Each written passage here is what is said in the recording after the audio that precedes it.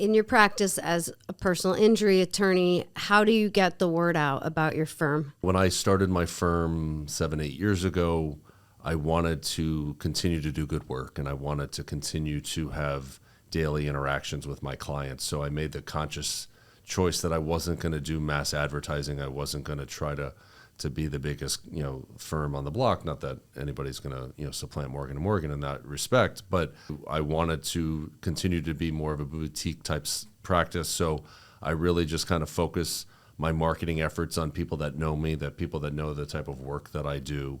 And, whether they're connected to me on Facebook or LinkedIn or they're in my email system, and just to stay top of mind to people that can vouch for me, if you will. Hey there, hot messes. Welcome to Success of a Hot Mess, where we celebrate the art of juggling life's chaos and coming out on top. I'm Stacey Isaacs, your host and resident rock star lawyer, dance mom, and survivor. We're going to dive into candid conversations about conquering challenges, embracing our unique selves, and finding success in the beautiful mess of it all. Good afternoon. Thank you for coming today. Today I have the pleasure of having JB, otherwise known as Jonathan Burns from JB Law, here. He is the first guest in my actual podcast studio, so congratulations, JB. Thank you for having me. It's a huge honor to be here, and can't imagine what, Anyway, I'm very excited to be the first person in your new space here. Thank you so much for coming. We are on Success of a Hot Mess, which is brought to you by workinjuryrights.com. And I asked you to be on because I know that you have your own practice and you handle personal injury cases, but I know that you also have delved into some other areas of law. So why don't we just jump in and tell me what else you've been doing? Sure. So my background historically has always been doing personal injury litigation. And over the years, based on my practice and the amount of clients that I've had clients who've wanted me to handle other types of cases. And so over the last few years, I've also branched out and started doing some commercial litigation where I represent businesses who are either, initiating lawsuits or being sued. And more recently and more exciting, frankly, has been some legal malpractice cases. Obviously, nobody wants to sue other lawyers if, as a matter of just principle, but sometimes lawyers behave poorly and your clients are entitled to compensation. So I've had several of those cases recently, and those have worked out very well. That probably made you very popular in the legal community. Right? I'm a little less concerned about my popularity in the legal community and more about making sure that people are compensated, but certainly is not something that lawyers like to hear about, no. Right. Just like medical malpractice. Yeah, I don't do, but I know that doctors, when they find out that I do personal injury, once they find out I don't do medical malpractice, then they're a little bit friendlier to me. So when you say legal malpractice cases, are you referring to plaintiff's work, or do you represent lawyers who have been accused of legal malpractice?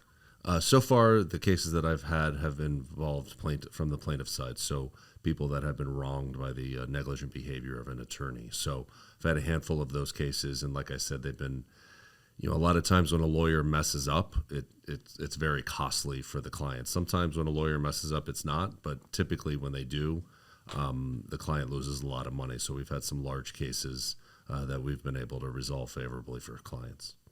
So if a potential client called you saying, I had a work accident and I want to sue Stacey Isaacs and work injury rights, how would you handle that?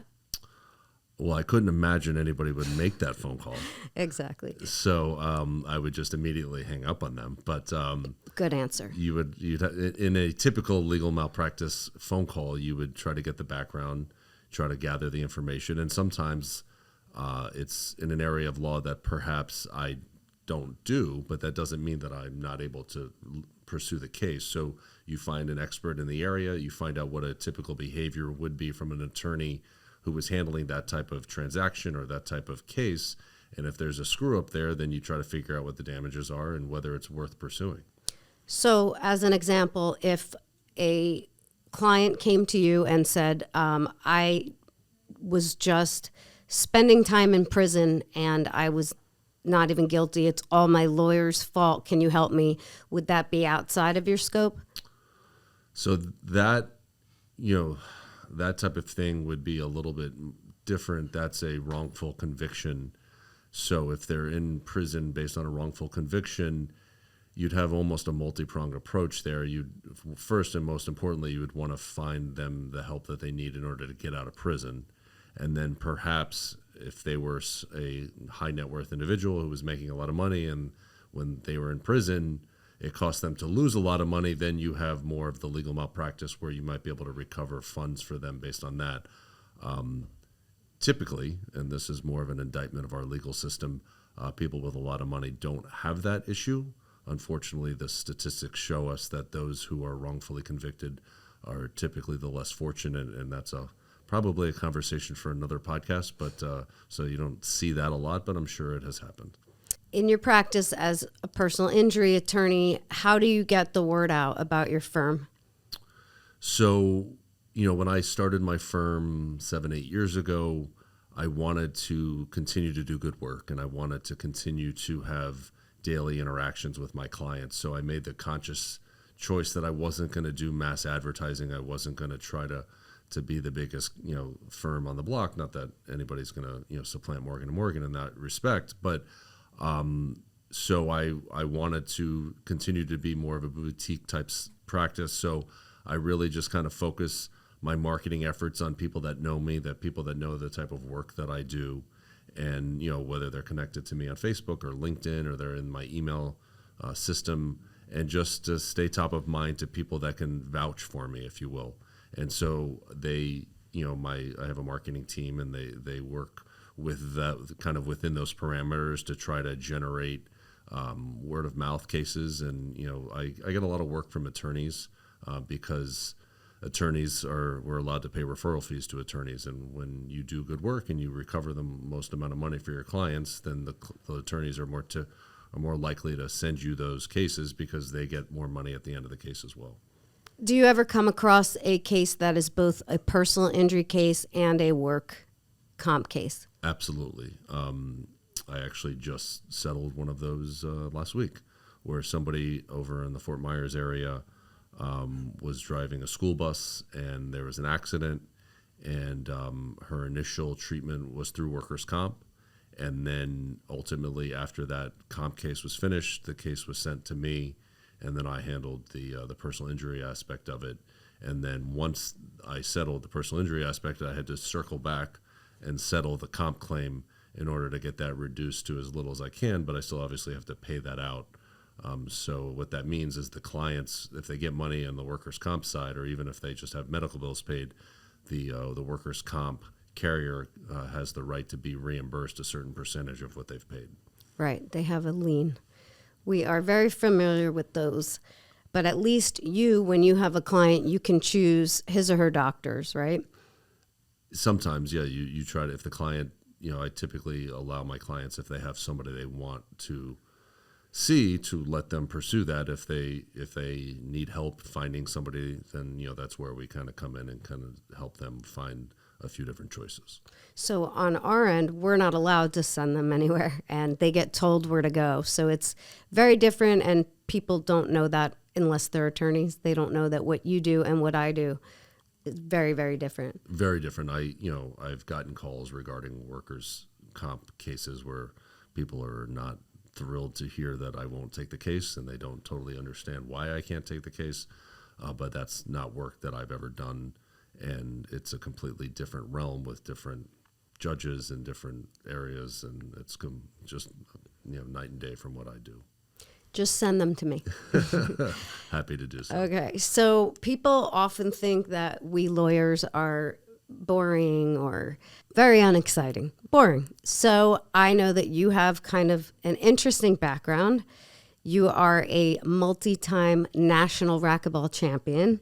Can you tell us about that? That's very cool. Thank you. Yeah, so I grew up playing more traditional sports, baseball and basketball, and then my father, when I was a kid, would play a lot of racquetball tournaments. And so when I got to my early 20s, I was working and then going to law school, and I wanted to have something that I could do outside of work. So I started playing a lot of racquetball and training. And even though it was a sport I didn't play as a kid, I was able to rise to a level where I was competing with guys that had been playing the sport their whole lives. And then ultimately when I got in, a little, practiced a lot and got really good, I started winning a lot of tournaments in my 30s. And when I hit my 40s, I think I won 3 or 4 national titles of 40 and over. And unfortunately, just because of the lack of courts and the lack of kids programs, the sport itself is not as popular as it once was. So I kind of retired from that a couple of years ago and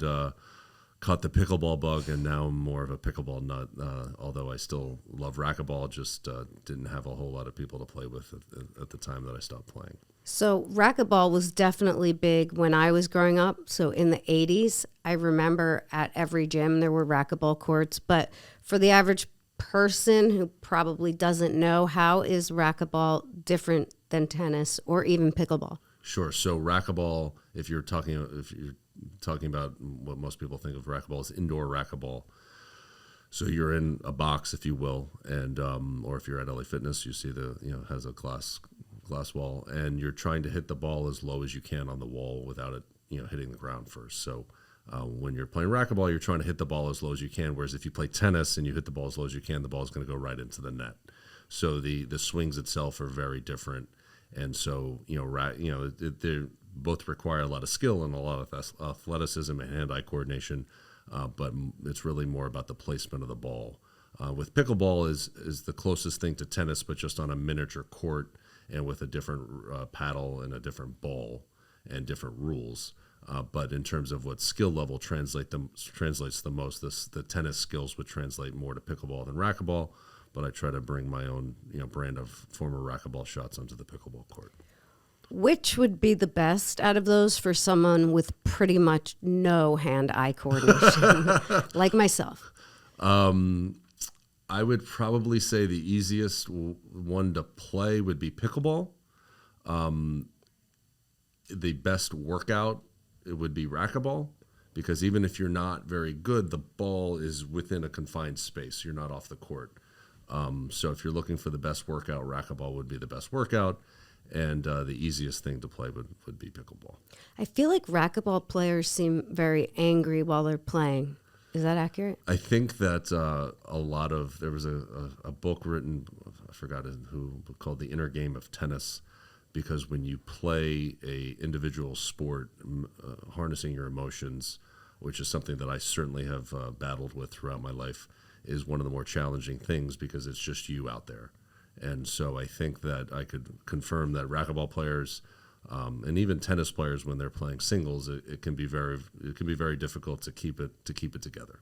It's interesting you say that about the individual sport. My ex-husband is a golf pro, but he's also still playing, and he used to do semi-tours, and he is probably one of the most rule-following individuals I've ever met. And, he explained that when you're playing golf, you have to call fouls on yourself, and you really have to be very honest. Is that how it is with racquetball? I would say no.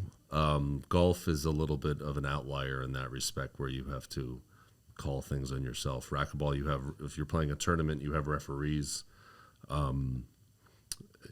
If you're playing on the pro tour and the referee makes a bad call, you take the call. And golf is a little bit of an outlier. So you were touring the country?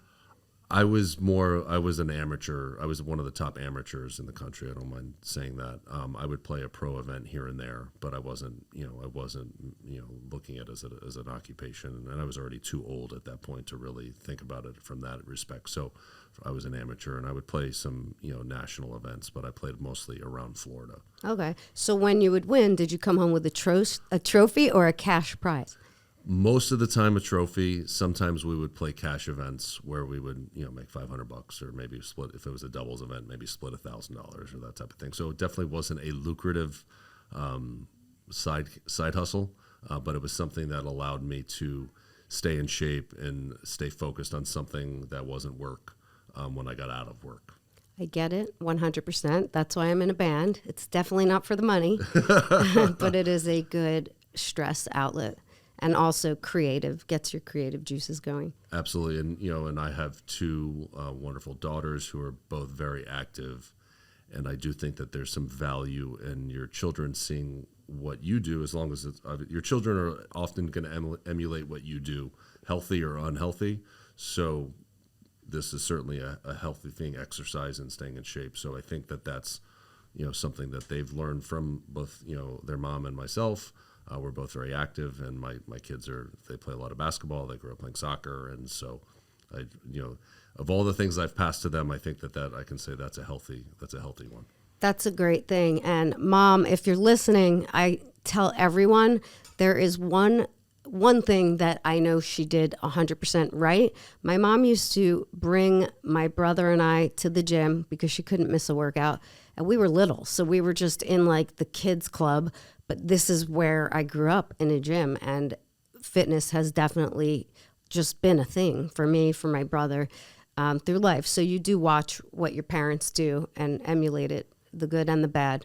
But Mom, thanks for that. Yeah, I've learned that with some therapy and things like that the kids emulate, whether it's the healthy stuff or the unhealthy stuff. So for me, I know that I like to exercise in the morning. I kind of don't really move about my day if I don't. And I was, I've mentioned over the last week or so, I was battling a little bit of a sickness, and I didn't exercise, and I kind of just didn't feel like myself. Oh yeah, you feel like just disgusting and lazy, right? No energy, and just, like something's missing. One of my law partners, he's 2 doors down. He will not miss a workout. He could have the flu. He just had surgery the other day, and he said, the doctor said, I can't do anything. I literally saw him at the gym. I was like, he just has to be in there, even if he's barely doing anything. So I do understand that. Yeah. Are there any other things you do for fun besides racquetball and pickleball? I spent a lot of time with my daughters. I just got back from Tampa. They were both playing in a travel basketball tournament up there. My girls are 14 and 12, so just they play a lot of hoops. My 14-year-old actually was in 8th grade, and she played on a high school varsity team this year, and they won the state championship. So I was kind of traveling around the country, or the state and part of the country, with them, watching all their games. So I would say the synopsis of my life is that I work, I exercise, hang out with friends, but spend a lot of time with my kids. So I am in a very similar situation. I have a 16-year-old daughter and a 13-year-old daughter, but neither one has ever played a sport unless it was golf. I've never been to basketball games, soccer games, but I have one who's a competitive dancer. So I just got back also from a competition. But I always say, what am I going to do when they graduate? I have no more dance competitions to go to. And I think I'm going to have to play pickleball with Susie Wolfman. Susie, if you're listening, get ready for me. Or mahjong. That's what they're all doing. I'm not quite there in terms of, worrying about what I'm going to do when they're in college, but I can assure you that mahjong is not going to be on the checklist. It's for me. true. I don't see any men. I wonder what the reason is for that. I just associate that with my grandmother. I know, but in this area, like Parkland, Boca, it's a thing, mahjong, and they're not old ladies. No, I see it. I know there's like a lot of rules, and it's kind of hard to learn, but I will I'll leave that one. Yeah. So just tell us a little bit about your background to becoming a lawyer. Was it something you always wanted to do? Absolutely not. I grew up in Miami, and I went to the University of Florida. And then while I was in school, I had a sports radio talk show. And so obviously sports oriented. So I kind of always thought that I would do something in sports. And I was working in Atlanta and applying for TV jobs in the southeastern part of the United States. And just kind of decided not to, when I almost got a job that was going to pay me $19,000 a year and I was going to be a weekend sports anchor, I said, maybe that's not the path for me. And so I ended up back in law school. And when I was in law school, I thought, maybe I'll be a sports agent. Maybe I'll go work for a team, and kind of looked into that and had some meetings with some important people, and just realized that probably wasn't the path either. So the next best thing was I was pretty good at talking, and my background with broadcasting and just presenting. So I decided to pursue litigation and once I started billing hours after a couple of years, I realized I didn't want to do that. And so then I started working on behalf of plaintiffs and working on contingency fees. And if I wanted to put in an 18-hour day or needed to, I could, but I didn't want that to be the expectation. I didn't want to work for a firm where I was expected to be somewhere on a Sunday morning if I didn't need to be. I work Sunday mornings now because I work for myself. So if I want to work in the morning, I do. And if I don't need to, I don't. But I just didn't want to be in a position where, all of my free time was going to be the expectation that it would be at a desk. So I feel like personal injury law in South Florida is so saturated with attorneys. What would you say sets your firm apart? It is definitely saturated, and it's definitely a competitive field. It's gotten harder over the last few years. But for me, I think what I try to explain to the clients that call me is that they're going to get somebody who is going to do the work. And the biggest complaint in my industry is that clients can't get their lawyers on the phone. And so every one of my clients has my cell phone. I have decades of experience here in this area. Before the few years that I did represent insurance companies, I did it on behalf of insurance companies involved in personal injury claims. So I've been able to utilize that experience on behalf of plaintiffs. And, the difference for me is my clients know that if I need to file suit, if I need to litigate or try a case, then I've done it and I will do it and I'm happy to do it. A lot of times what that means is that the insurance companies pay a fair amount earlier so that they don't have to deal with that. They know the firms who are willing to go all the way, if you will. And so, my clients, just through client communication, explaining the process and them knowing that I'm never going to settle their case for less than I think I can get is really what's allowed me to stay in business despite all of the advertising PI firms in South Florida. I would imagine growing up here, you probably have a lot of contacts, your family. I got out of law school in New Jersey and came back down here and I had no connections. I had to really, back then you would go for live interviews. There was no Zoom. I was going all over the place and I wanted to be a family lawyer. But looking back, I'm like, wow, I dodged a bullet with that because that's stressful and depressing. Yeah, I have this conversation with my children who are certainly tired of hearing it, is that sometimes when you don't get what you want, it's the best thing. The old good thing, bad thing, who knows proverb, where, I wanted to get into a specific law school. I didn't get into that law school. I was devastated.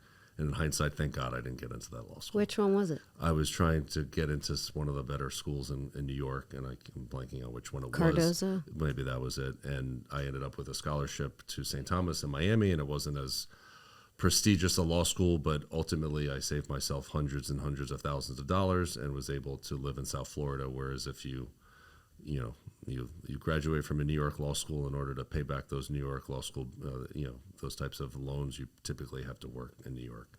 And that was just never a life goal for me. So it all worked out, and it's kind of like the Rolling Stones said, sometimes if you try, sometimes you get what you need. So I think that's a good attitude. Is there any advice you would give to an attorney who's just starting out and wants to do personal injury law? How do they break into that? You can, I would say my path was probably really beneficial in that I came out and I got a job at a defense firm, and I got a job at a good defense firm. I didn't chase necessarily the highest paying. I was, adequately compensated at the time, but I know that some lawyers are very focused on the extra 10, 15,000, whatever dollars that they get when they're out of law school. And the answer to that is that money is short money, because you're much better off going somewhere where they're going to mentor you and you're going to learn how to be a lawyer than you are to make an extra 10 grand over the first 2 years of practicing. And after you've worked at a defense firm for a couple of years, you're much more attractive to a plaintiff's firm because they don't have to teach you how to be a lawyer. And then the only thing they really have to teach you how to do is to practice from the plaintiff side, which is not terribly difficult once you've already tried some cases from the defense side. So that would be the easiest way, I would think, to break on to the plaintiff's personal injury side. Yeah, you're the second lawyer who said finding a great mentor is vital. And I just don't remember anyone offering to mentor me back then. It was like, here's the book, this is the statute, read it, learn it, and just fly by the seat of your pants. Yeah, mentor would be great, but I think in our field, I think it's changed with different generations, but I think in our field as long as you find people that are willing to talk to you like a human, and they're willing to allow you to make some mistakes, and they can tell you when you screw up, but as long as that they're not, throwing things at you. I would hear stories when I got out of law school from people, and I'm like, I worked for some very good people down in Miami before I became a plaintiff's lawyer. And, if you made a mistake, you obviously heard about it, but, there's some people where it's like you bringing in emotion and they're throwing it back at you. And I'm just like, that you don't hear as much of that anymore. I think that was more of a generational thing where the people now, they're probably be in their 70s would be the last one that you hear about that. Sometimes you hear about it. So I would just say that even if you can't find a mentor per se, you find somebody that does good work that will treat you like a human being, you'll kind of figure out your way through that role. I love that. On that note, we're going to wrap it up. Can you tell us how people can find you if they need representation? Absolutely. Like I said, everybody gets my personal cell phone. That number, I'm an old Miami guy, so my number is 305-803-1865, and the website is jbinjurylaw.com. Thank you for having me. Thank you, JB, for coming on. It's been great. Thank you. Absolutely. Thanks for tuning in to another episode of Success of a Hot Mess. If you loved what you heard today, be sure to subscribe so you never miss a beat. And hey, sharing is caring. Share this podcast with your friends, family, and anyone who could use a dose of inspiration. Until next time, keep rocking those hot mess moments with style and grace. Cheers.